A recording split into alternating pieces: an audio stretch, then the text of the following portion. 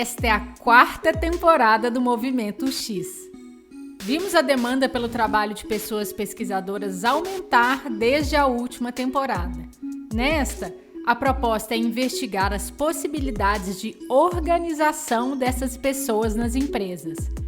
Para descobrir mais sobre o crescimento dos times, eu entrevistei pessoas que atuam em empresas no Brasil e na Europa, em estruturas pequenas e grandes e com experiência em liderança técnica e de gestão de pessoas. No episódio de hoje, a gente conversa com Pablo Turazzi, pesquisador em experiência do usuário sênior no Mercado Livre.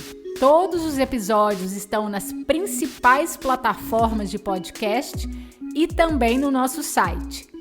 E se você quiser ajudar o Movimento X, siga e avalie a gente com 5 estrelas nos aplicativos do Spotify e da Apple. Lembrando que, por enquanto, essa funcionalidade só está disponível nos aplicativos de telefone. Você também pode dar uma força divulgando os episódios em suas redes. Então vamos lá! Eu sou a Isabela de Fátima e esse é o Movimento X.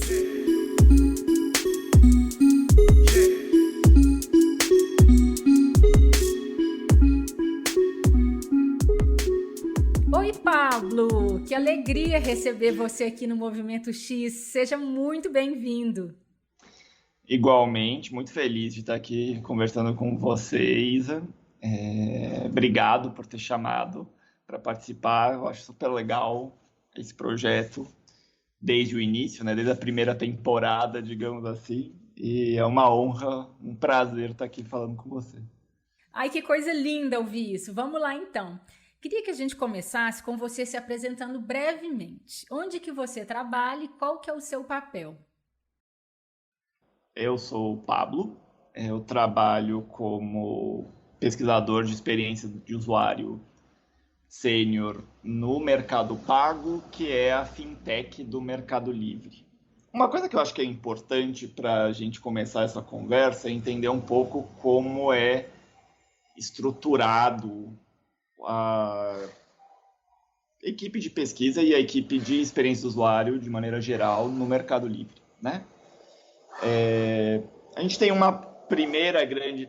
Pensa em um grande departamento de experiência do usuário, tá? E a gente tem uma primeira grande cisão. A gente tem a cisão entre o subdepartamento, digamos assim, de delivery ou de entregas, né? E um outro departamento que é o core, ou núcleo, que é como se fosse um construtor de ferramentas, de conhecimento, de insights, para alimentar esse departamento de entregas e outros departamentos dentro do Mercado Livre, tá? Nesse departamento de entregas, a gente encontra vários de nossos coleguinhas que a gente adora, que são designers, né? Pessoal que faz o desenho das interfaces, constrói a arquitetura da informação, enfim. E writers, né? O pessoal que redige, que escreve o que você lê nas nossas interfaces, né? Sejam elas de produtos externos, que todo mundo vê, né? Tipo o site de compras do Mercado Livre, que é um marketplace, né? Seja no Mercado Pago, onde eu trabalho, seja ferramentas internas que a gente desenvolve também, tá? E por que eu quis começar falando sobre essa divisão? Porque eu estou nesse segundo subdepartamento, digamos assim, que é o core, o núcleo.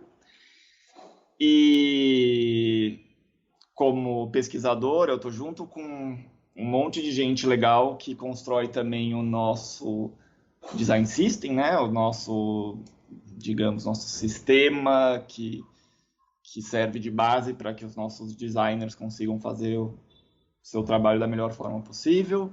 O pessoal extremamente importante que trabalha com traduções, adaptações, etc., de texto, da interface.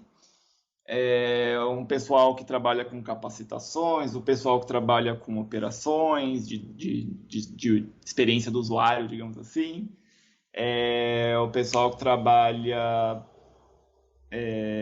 disponibilizando todo esse conhecimento e essas criações, digamos assim, que a gente faz no lado de core para o resto da empresa, enfim.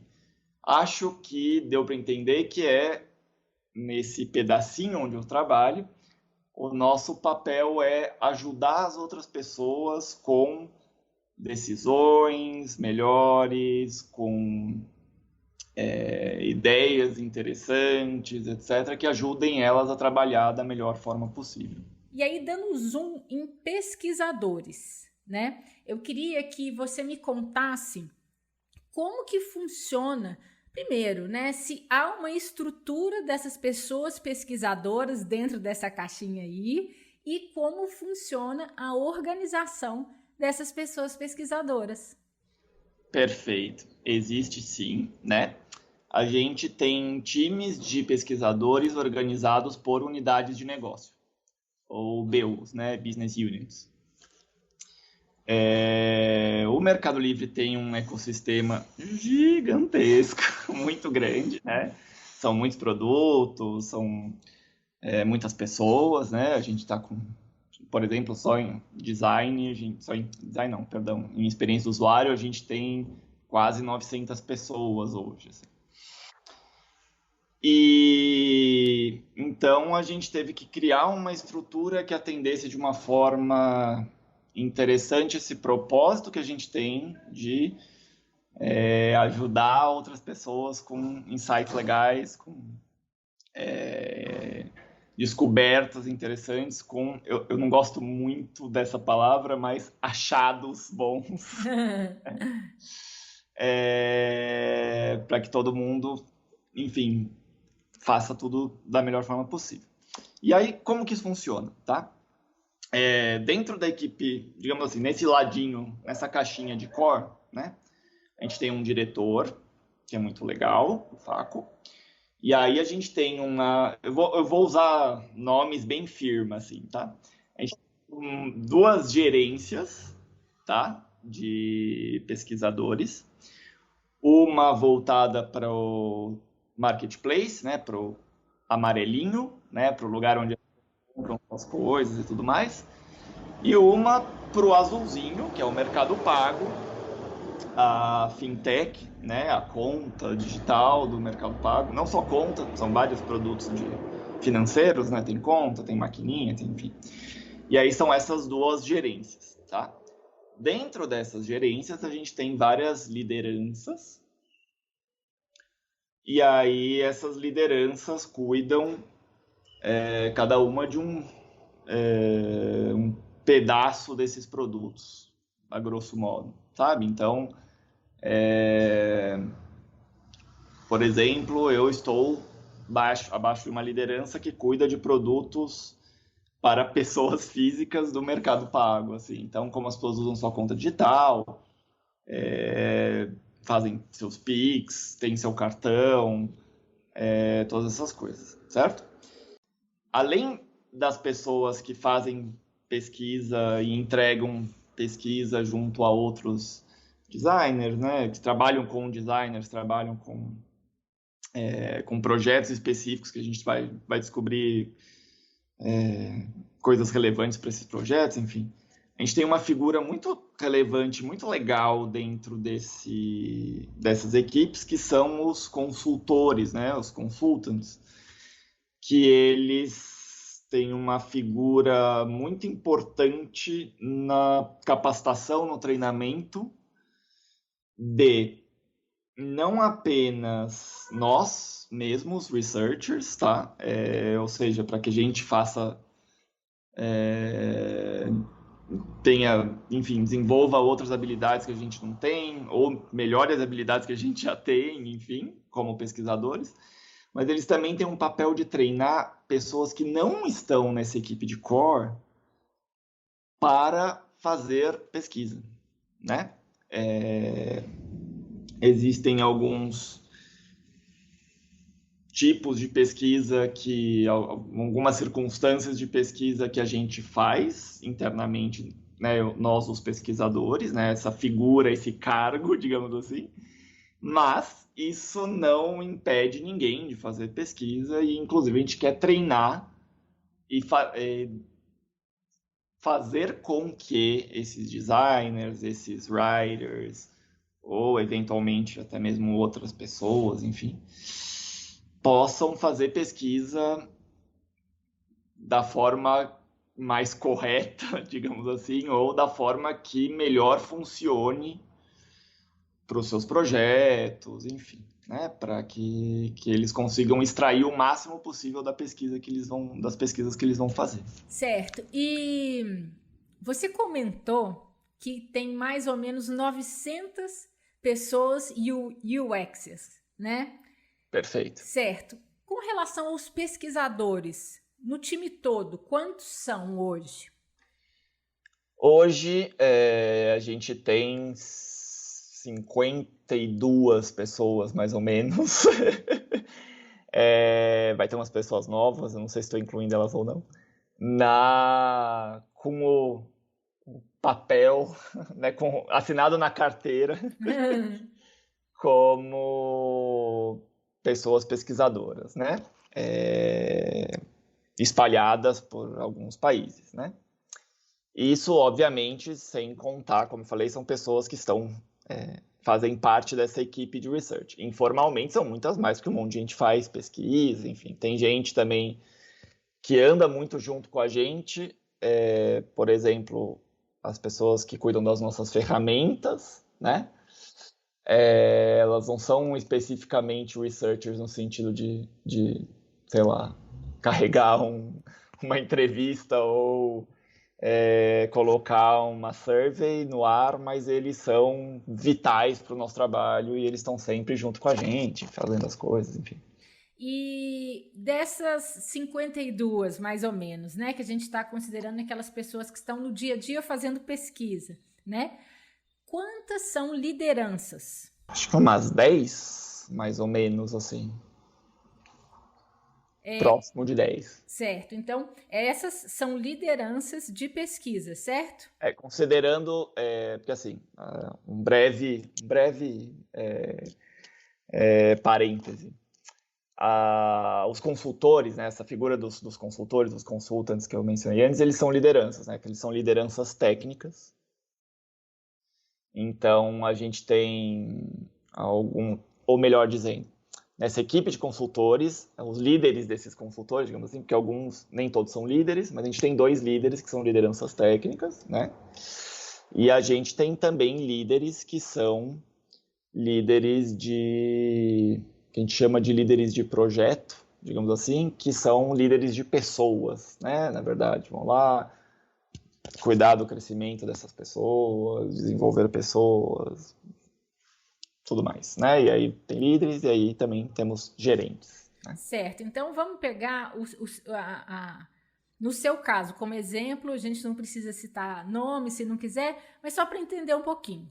Né? Porque essas posições distintas de liderança eu acho que são bem interessantes da gente falar e, de certa forma, tem sido novo, né? A aparição, pelo menos aqui no Brasil. Então, vamos lá. O Pablo é um pesquisador sênior e acima do Pablo, qual que é a posição? Perfeito. Acima do Pablo, a gente tem uma líder de projetos ou líder de pessoas, né? Que é a Sol, minha chefe. Adoro ela. A gente tem outros líderes de mercado pago, né? Paralelos com ela, digamos assim, cuidando de algumas outras coisas. E só um momento, só uma pergunta. E esses outros líderes cuidando de outras coisas, nós estamos falando também de pesquisa.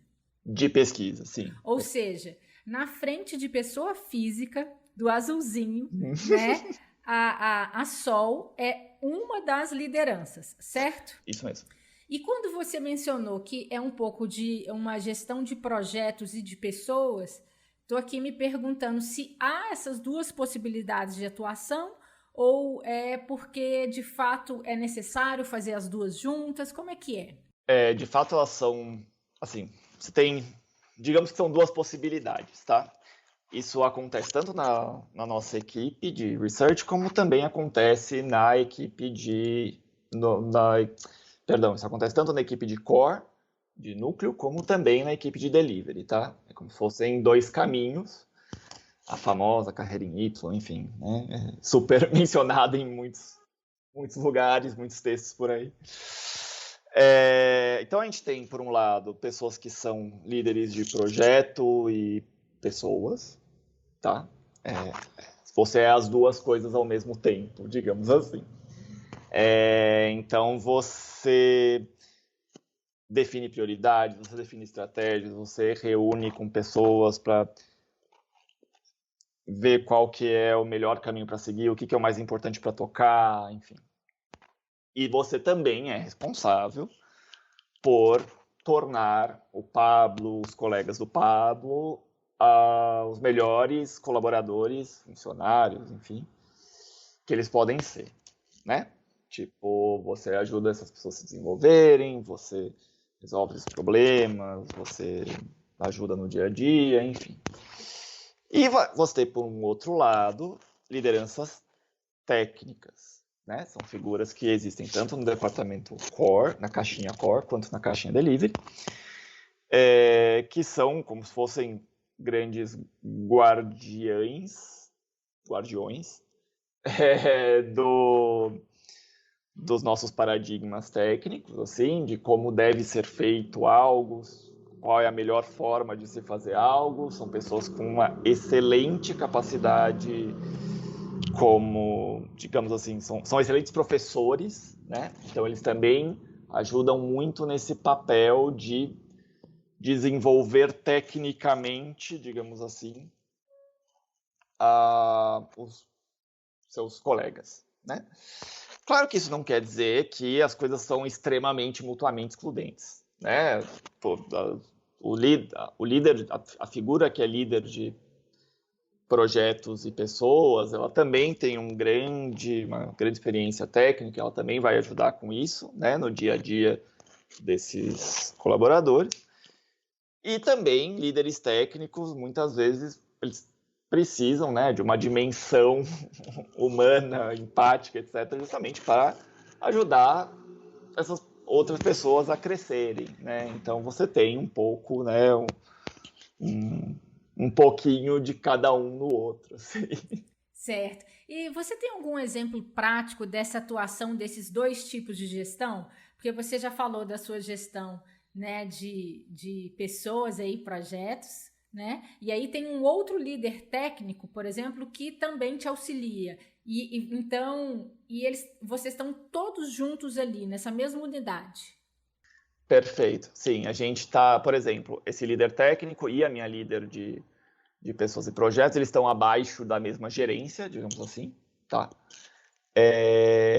Esse líder técnico, ele, por exemplo, vou te dar um exemplo prático, ele é a pessoa que está estruturando, desenvolvendo um ciclo de capacitações que a gente está fazendo nos últimos meses aí. Então, ele, sei lá, ele tem um papel super importante na construção dos conteúdos que a gente vai aprender, ele dá as aulinhas eventualmente, enfim. Isso não só para a gente, mas também para várias outras pessoas, mesmo fora da caixinha de core, né? Ele também tem essa figura para, como a gente tinha mencionado antes, fazer com que designers façam pesquisas incríveis também, né? Ou writers, designers de conteúdo, também façam pesquisas incríveis. E a minha líder, por exemplo, eu tenho 1-a-1 com ela frequentemente. Ela me ajuda quando eu tenho algumas dúvidas de qual que é o melhor caminho para seguir ou o que eu devo priorizar. Ela também ajuda a gerenciar, ajuda não, né? Ela tem um papel central no gerenciamento dessas prioridades, do que vai ser estudado, quais projetos são os mais importantes a serem tomados a cada trimestre, né? Que é como a gente, o recorte de tempo que a gente utiliza aqui no Mercado Livre.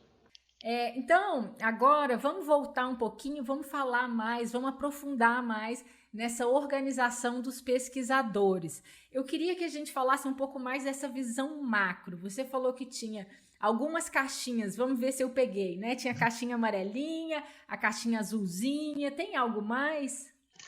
Tem. A gente também tem, dentro de research, né, dentro de pesquisa, uma terceira caixinha que trabalha muito próxima às caixinhas amarela e azul, que é uma que a gente chama de lab, laboratório, que até cheguei a comentar antes, a gente tem essa figura, esse pessoal, digamos assim, que é responsável por visibilizar coisas que a gente descobriu, nossos achados, nossos insights, etc., para todo mundo, né? Para toda a companhia, não só dentro da equipe de UX, mas para todo mundo mesmo. Eles têm um sitezinho que é super legal, que eles criaram interno, que você pode pesquisar lá o assunto que você quer saber, se já teve alguma pesquisa sobre, enfim. E eles cuidam, né, da manutenção e da disponibilização desses conteúdos para todo mundo. E também cuidam de algumas iniciativas específicas super legais, como acessibilidade, por exemplo. É muito interessante ver essas disciplinas, essas cadeiras, essas pessoas que são dedicadas, né, a questões tão importantes. E aí você falou do site, né? Esse site é como se fosse um repositório? Exato, é um repositório. Na prática, ele é um repositório interno que a gente tem. Fantástico. Acho que esse daí daria até para um episódio específico. Mas, né, como não é o caso, a gente vai avançar aqui um pouquinho, porque eu estou aqui me perguntando, com tantos pesquisadores, né, dividindo aí em diversas unidades de negócio, vamos chamar assim, como que é a interação entre vocês? Como os times se relacionam? Os times de pesquisadores, você quer Isso, dizer? desculpa, Perfeito. os times de pesquisadores. Perfeito. É super legal, assim, a gente tem uma das coisas mais legais, digamos assim, da gente ter uma equipe de pesquisadores, digamos assim, né? Essa estrutura que a gente tem uma equipe cheia de gente que trabalha com a mesma coisa, que a gente tem muita gente com quem a gente pode trocar, né? A gente tem líderes que entendem muito de pesquisa, consultores, né, que entendem muito de pesquisa, colegas, analistas que entendem muito de pesquisa, e a gente aprende muito sobre pesquisa o tempo inteiro, assim, né? A gente está sempre sendo capacitado, a gente está sempre aprendendo coisas novas. A gente tem vários rituais ou cerimônias, digamos assim, que a gente se encontra, né?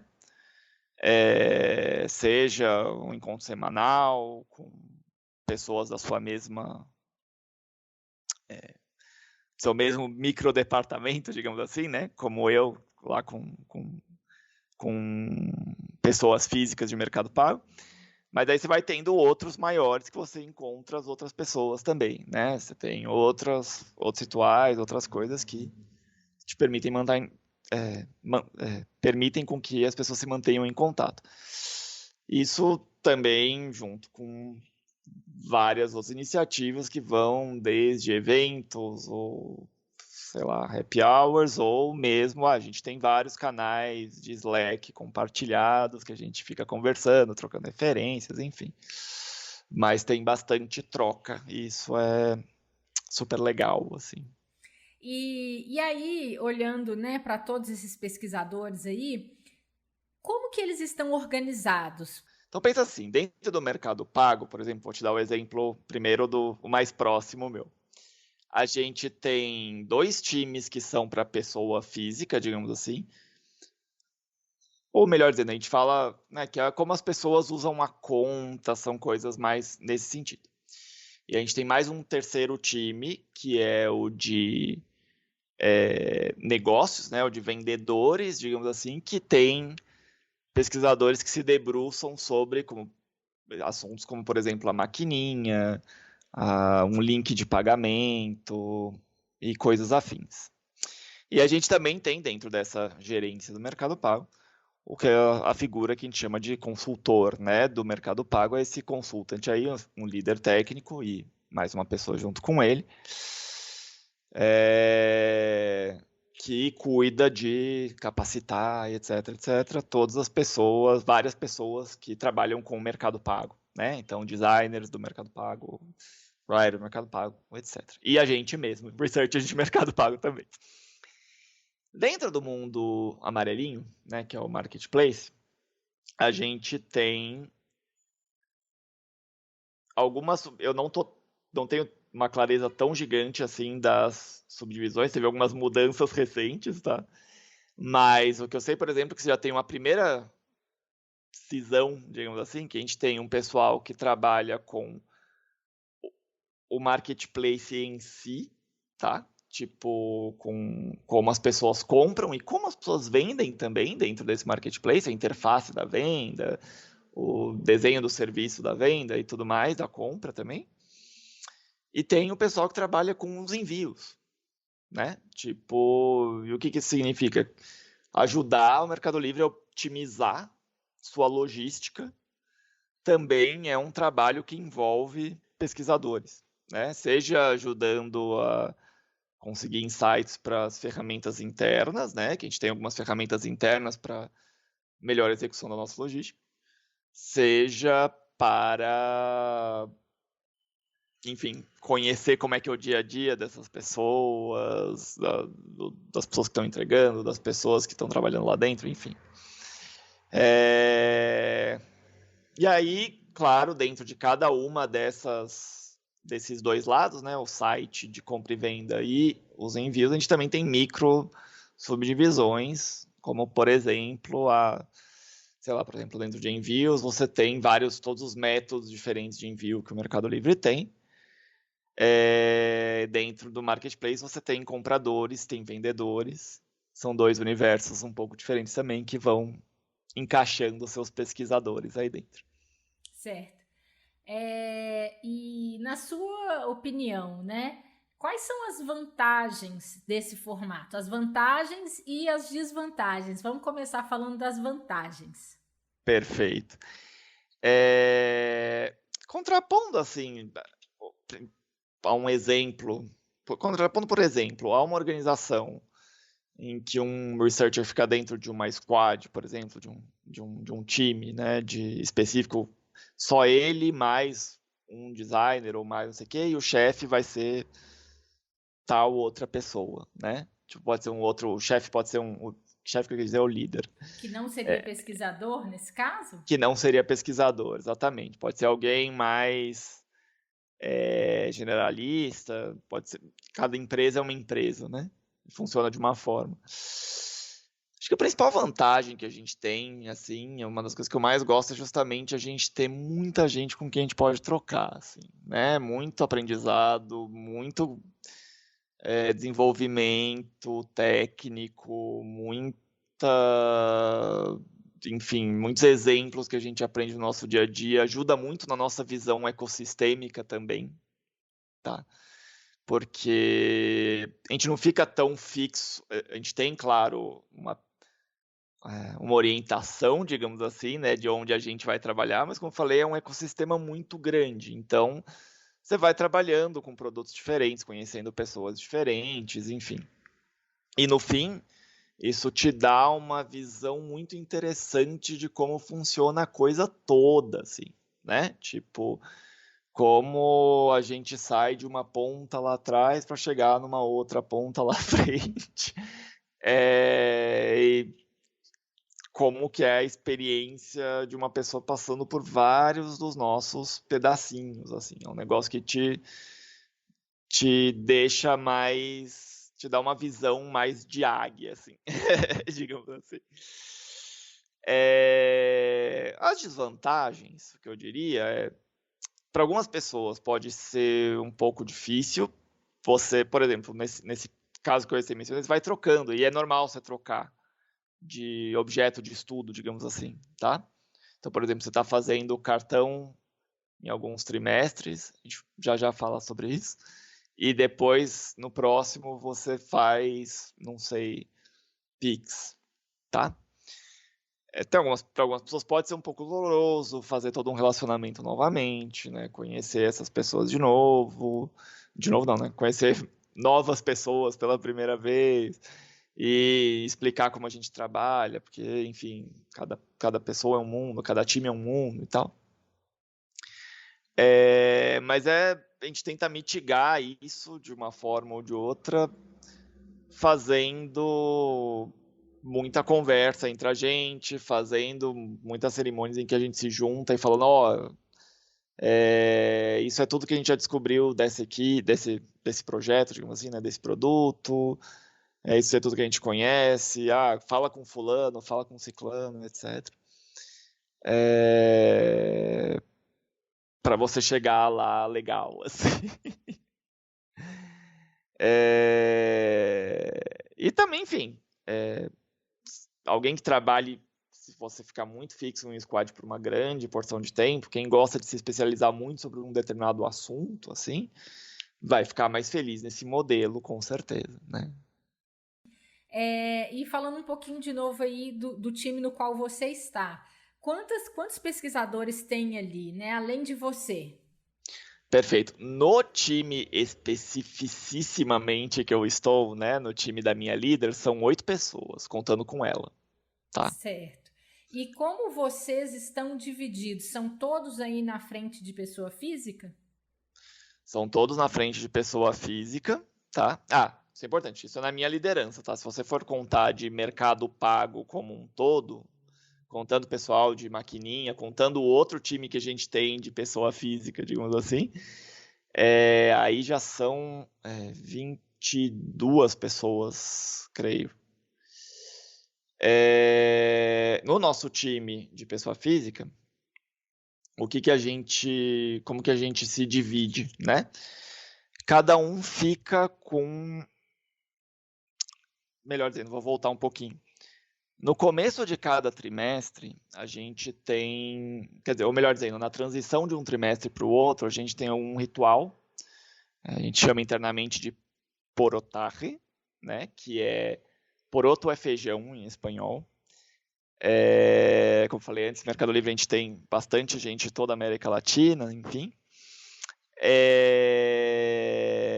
E esse momento é o momento que a gente planta os feijões, digamos assim, e que a gente separa, na verdade, ou, enfim, não sei qual que é a melhor metáfora para usar. A gente separa o que vai ficar, o que é mais prioritário, o que não é, o que a gente vai abordar nesse trimestre, enfim.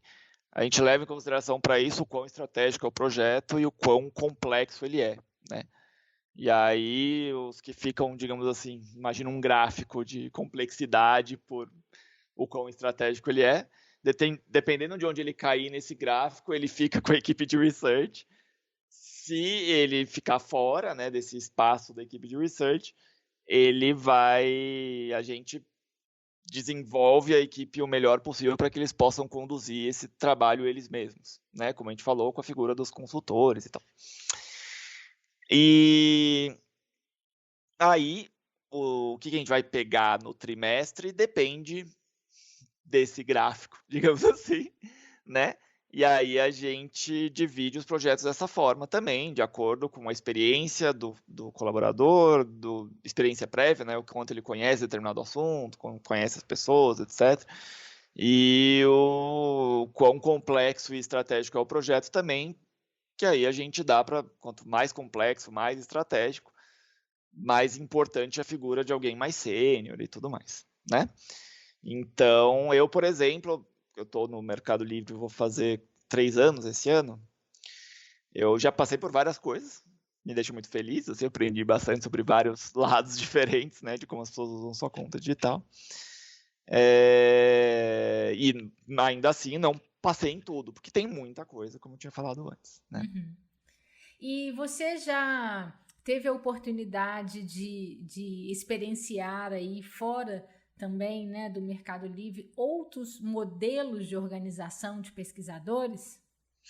Já trabalhei tanto agência, consultoria, que tem um perfil mais correria, projeto, vai mudando, muda completamente um projeto para o outro, assim, né? E aí você trabalha bastante focado em projeto, assim, às vezes de semana a semana, às vezes 2 por semana, às vezes é mês a mês, depende das necessidades. E já trabalhei um pouco mais próximo do que seria trabalhar alocado em um squad, né? E o que você achou? Você pode contar para a gente um pouco sobre a sua experiência? Posso, claro. Assim, eu não sei se eu sou uma pessoa muito otimista. É difícil eu desgostar muito, né? O meu modelo favorito é o que eu estou trabalhando hoje, é o que eu mais gosto. Mas, ou melhor, é o que eu mais gostei até o momento, né? Também depende um pouco de como foi executado em cada lugar, enfim, né? Pode ser que isso não seja culpa, as coisas que eu via como oportunidades de melhoria não seja uma questão do modelo e sim da execução, enfim. Uma coisa que foi, por exemplo, para mim foi muito importante, interessante trabalhar nesse sistema de agência e consultoria, porque apesar do estresse, digamos assim, foi uma coisa que também me deu um outro senso de urgência, que me fez pensar nas coisas de outra maneira, que me fez criar, que me fez ser muito criativo para desenvolver formas melhores e mais rápidas de fazer determinadas coisas, das coisas mais banais, do tipo como criar o melhor template possível para o seu PPT, assim, sabe? Aham. Até coisas que são, super relevantes, do tipo como otimizar não que a outra não seja relevante, tá? Mas que seja um pouco mais complexos e tal. Como, por exemplo, otimizar a logística de um dia que você vai ter que fazer um monte de testes de usabilidade ou um monte de entrevistas. E, né, no pré-pandemia, principalmente, que a gente fazia bastante coisa presencial. Sair de um lugar para o outro, elaborar um mapa, ver como que vai agendar da melhor forma possível, enfim. Eu cresci muito com isso, né? Se eu fizer um raio-x da minha própria carreira, assim, eu acho que isso foi super relevante para mim, assim. E também, imagina, não, na consultoria também tinha esse espaço para crescer, porque tinha muitos researchers, por exemplo, né? Para crescer, o que eu quero dizer tinha muito espaço para trocar, tinha muito espaço para conversar sobre outras coisas, enfim, isso também era legal. E qual que é o perfil de habilidades desse time das pessoas pesquisadoras? A gente tem uma variedade, uma diversidade muito grande de habilidades, assim, né? O que também acho muito legal. A gente tem por exemplo, eu sou formado em ciências sociais, né? Mais especializado, entre aspas, em sociologia. Mas a gente tem de tudo, né? A gente tem designer, jornalista, publicitário, uma fisioterapeuta, gente que veio do mundo acadêmico, né, com mestrado, doutorado, enfim, estatísticos, né, porque a gente tem um pessoal bem focado em dados também, e em queries e afins. Então a gente tem uma variedade muito grande de perfis, o que eu acho muito legal, assim, tipo, também traz muitas visões diferentes, aprendizados diferentes de cada um, assim. Se a gente estivesse falando de perfil de habilidades, olhando mais para as vagas que existem aí, que a gente vê no mercado, tipo perfil de habilidade mais qualitativa, outro quantitativa, e o outro, né, que é um generalista. Nesse sentido, qual que é o perfil de habilidades do time?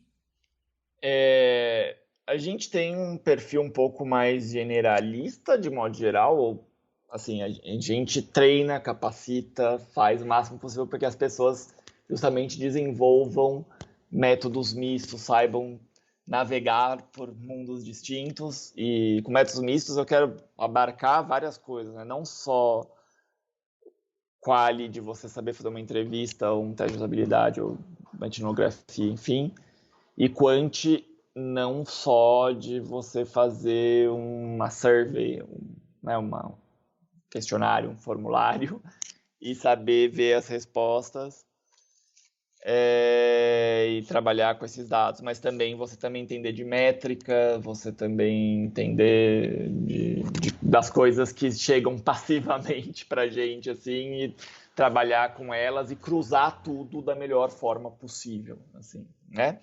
A gente tem bem fortemente esse perfil, a gente se treina para isso, digamos assim.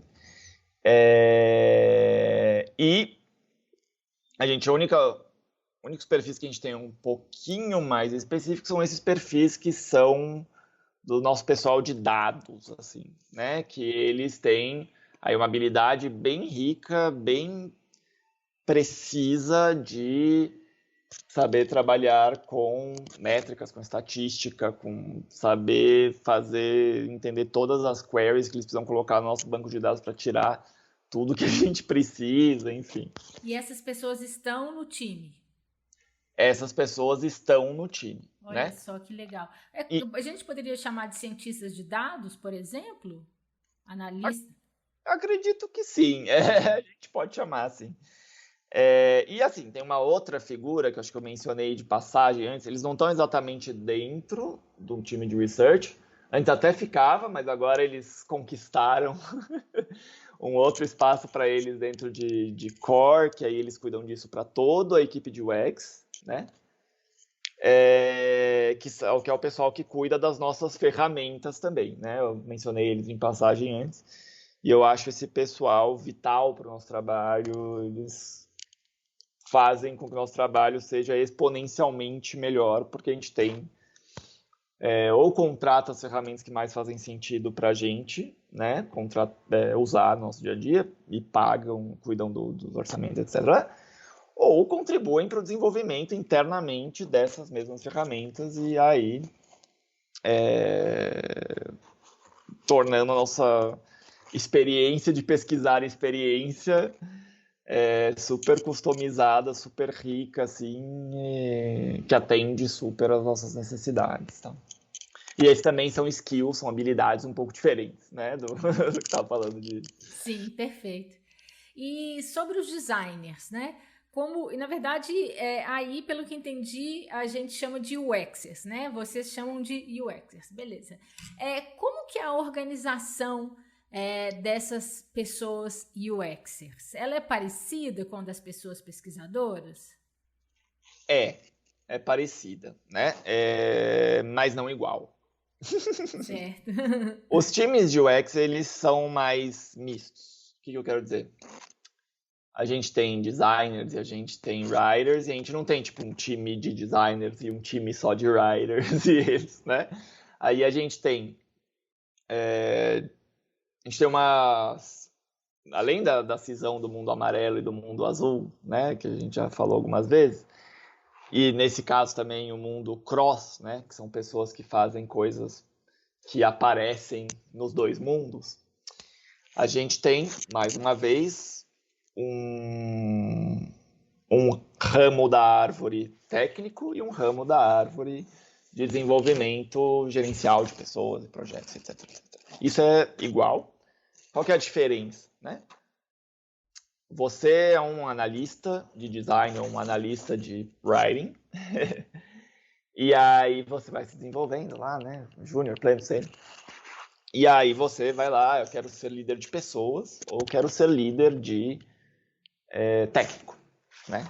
Se você for se resolver ser líder técnico, você vai se aprofundar bastante nessa sua grande habilidade como writer ou como designer e ajudar a manter esses paradigmas, etc. E tal. E você vai crescendo, você pode ir crescendo até, né, se tornar um super líder técnico. É uma referência fantástica, gigantesca dentro da empresa. Se você for um lado de projetos, aí o que acontece? Você vai ser líder, e aí você vai ter uma squad, tá? Composta por writers e designers. Né? Então, por exemplo, você vai ter uma squad de cartão de crédito ou uma coisa assim. Aí você vai ter um líder. Eu dei um exemplo ruim, mas ele vai servir para a gente agora. Um exemplo ruim de cartão de crédito, quero dizer, porque ele é um produto maior, então ele tem várias subs. Assim. Mas aí você tem uma liderança, e dentro dessa liderança você vai ter 1, 2, 3, 4 pessoas, sei lá, X pessoas, ou designers ou writers, dependendo do que o produto precisa. Certo. Você tem uma noção de mais ou menos quantos designers são e quantas lideranças em design para a gente fazer assim, uma comparação com pesquisadores? Designers não, me desculpe, UXers. UXers. Olha, total eu tenho uma noção melhor, que são quase 900, né? Entre 850 e 900, uma coisa assim. Líderes eu não sei te precisar, de fato, assim. Mas eu acho que deve estar nas altas dezenas, enfim, alguma coisa assim. Certo. Assim como nos pesquisadores, né? Pesquisadores são poucas dezenas, né? Pelo que a gente falou ali, uns 50 e aí algumas 10 lideranças. Certo. Isso, perto de 10. Tá legal. E os designers também fazem pesquisa? Fazem. Eles, né, aí tem aquele papel super relevante, super legal dos consultores, né? E não só os consultores, a gente também mete a mão ali, ajuda eles, né? Tem vários projetos que a gente ajuda os designers, a gente, que eu quero dizer, analistas, enfim, a pesquisarem melhor também, eventualmente, assim. O principal papel é dos consultores, digamos assim, a gente ajuda de vez em quando. E eles, esses consultores, eles criam um universo de coisas que vão desde aulinhas e canais de Slack para essas pessoas, designers e writers, até documentações incríveis, assim, não? Tem vários, sei lá, toolkits, templates, tem um site interno também que eles podem ir lá, entrar e tem uma porrada, com perdão da palavra, de material em vídeo, em texto, interativo, enfim, tudo para que eles possam ir praticando a melhor forma de pesquisar. E quais critérios que vocês usam para decidir quem é que vai fazer a pesquisa, né? Se ela vai ser executada pela pessoa UXer ou pela pesquisadora? Aí é um pouco como eu tinha falado antes. Imagina um gráfico, tá? De estratégico é o Y e complexo é o X, tá? Estratégico quer dizer, que é um negócio que é muito importante do ponto de vista de negócio, crescimento da empresa, etc, etc, né? Ou que é uma coisa que é um habilitador é um projeto que é um habilitador de vários outros projetos, enfim, isso é super estratégico também. E no eixo X a gente tem o complexo, que é um negócio super difícil de fazer. Lembra quando eu estava falando, por exemplo, da logística de pesquisa, que é um negócio que eu aprendi bastante quando eu trabalhei em consultoria, por exemplo? Tem alguns projetos que são super difíceis de você pensar como você vai executar, quem você vai recrutar, enfim. Dependendo de onde a coisa está nesse gráfico, isso fica com pesquisadores. Se ele não tiver nessa área, digamos assim, ele fica com designers, com writers e tudo mais. Uma coisa que é muito importante salientar aqui, muito, muito importante, é o seguinte. Isso não quer dizer que a gente pega o trabalho, vai lá, faz, entrega um PPT e vai embora, tá? Que é uma coisa que eventualmente pode acontecer quando você tem uma má experiência de pesquisa, assim. A gente valoriza muito a participação de todos os envolvidos em um projeto, né? Então, por exemplo, se eu estou fazendo um projeto que é com uma equipe de cartão de crédito, volto neles, eles são eles que precisam dessas coisas que eu vou descobrir, né? Seja numa etapa de descoberta, seja numa etapa de avaliação, né? De teste, enfim. Vamos supor que eu estou trabalhando com essa equipe, tá? E essa equipe tem designers, essa equipe tem writers, tem gente de produto e tudo mais.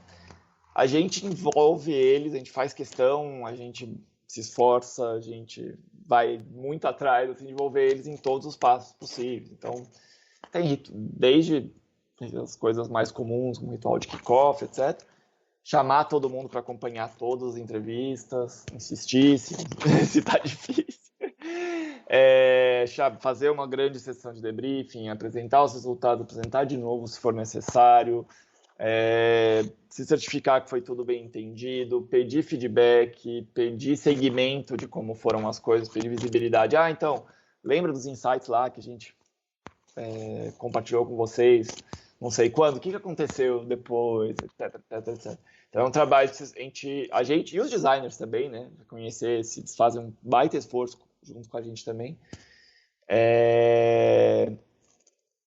fazem um grande, todo mundo está muito junto, assim, para que isso seja o mais integrado possível. Tá? A gente já falou bastante sobre estrutura de time de pesquisa. E eu queria terminar com mais duas coisas. Qual que é o tipo de atuação que você indicaria num cenário de times que ainda tem poucas pessoas pesquisadoras? Perfeito. O primeiro cuida do emocional, cuida do foco, né? É importante, vai dar tudo certo, vai dar tudo certo. Tem um lance de você ganhar terreno devagarzinho, assim, sabe? Que eu acho que é importante. Até tem muito a ver com você ter paciência, ter foco, enfim.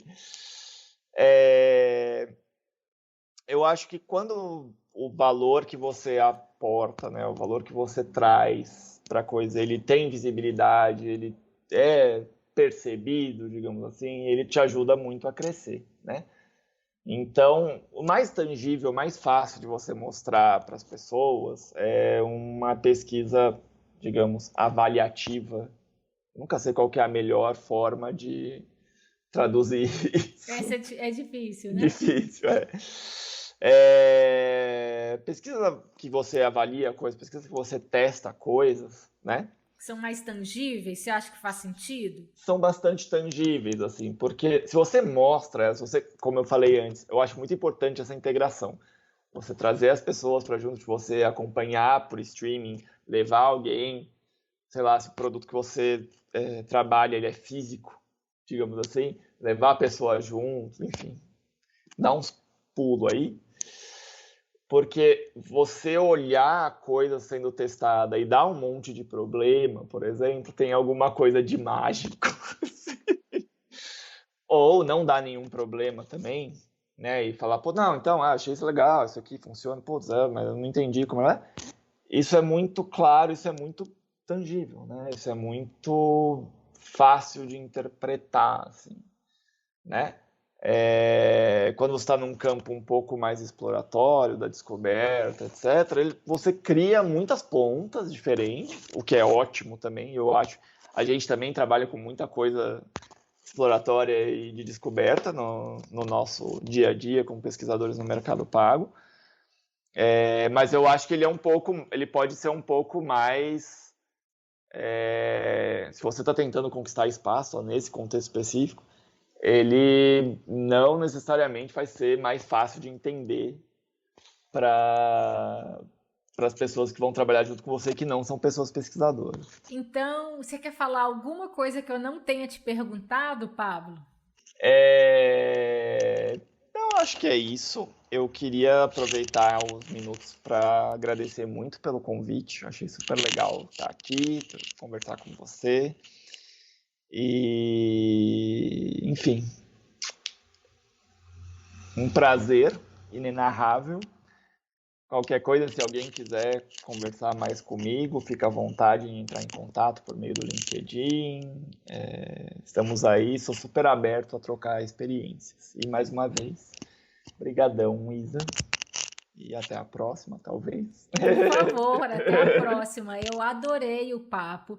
Eu acho que a gente conseguiu cobrir assim tudo de uma forma bem legal, de uma forma leve, descontraída, né? E agradeço ao seu tempo e a sua generosidade por compartilhar tanto com a gente.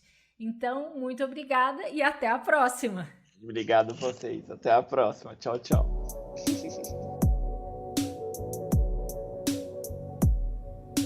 Chegamos ao fim deste episódio e eu espero que você tenha gostado. Se você quiser ajudar o Movimento X, siga e avalie a gente com 5 estrelas nos aplicativos do Spotify e da Apple. Lembrando que, por enquanto, essa funcionalidade só está rolando nos aplicativos de telefone. E você também pode dar uma força divulgando os episódios em suas redes. A criação do podcast, dos roteiros e a curadoria dos temas e entrevistas são feitas por mim, Isabela de Fátima. A revisão de todo o conteúdo do Movimento X é feita pela Renata Moreira. A trilha sonora original e a execução da trilha é do Richard Garrel no seu projeto Aeoner. A edição do áudio é feita pela Renata Valentim. A identidade visual é do Cristiano Sarmento. O site também é dele, em parceria com o Pedro Ivo. Obrigada por ouvir até aqui e até a próxima entrevista.